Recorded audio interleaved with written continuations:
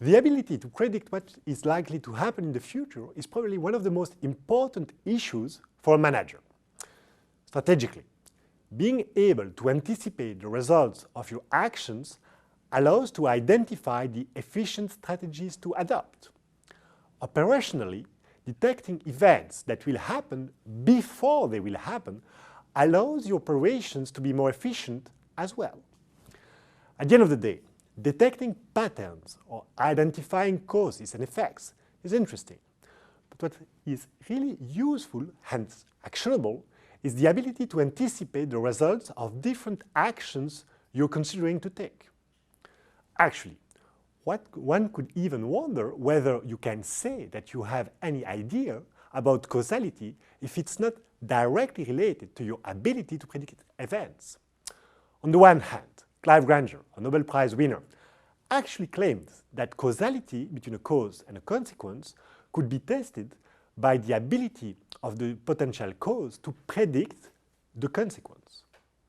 On the other hand, you should always be aware of the post hoc ergo propter hoc fallacy. It's not because event B happens after event A that A causes B. Post hoc ergo propter hoc fallacies are very dangerous when looking for actionable insights in practice. The rooster sings each morning before the sun rises. But if I kill the rooster, the sun will probably rise again.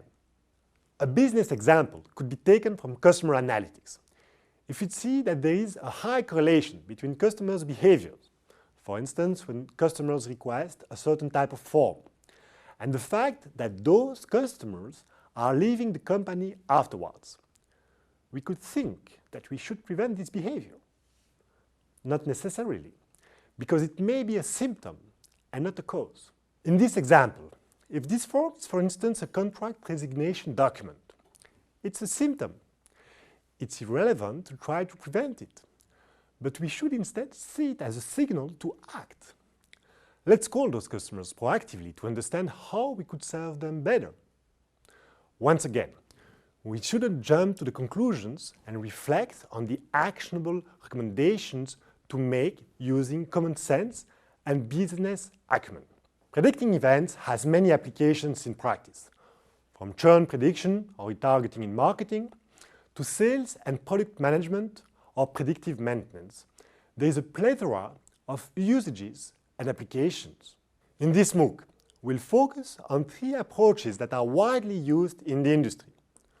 1. How to predict which observations, customers, employees, etc., are more likely to behave in a certain way in the future. That is, using classical classification techniques to predict events. 2. When is a certain event likely to happen precisely? And we'll be using survival analysis on a predictive maintenance example. And 3. How to model seasonal effects. For instance, when we have sales volumes that are varying from one season to the other. At the end of this module, during the recital, we'll provide, as usual, our R script allowing you to practice yourself the examples we've seen during the videos.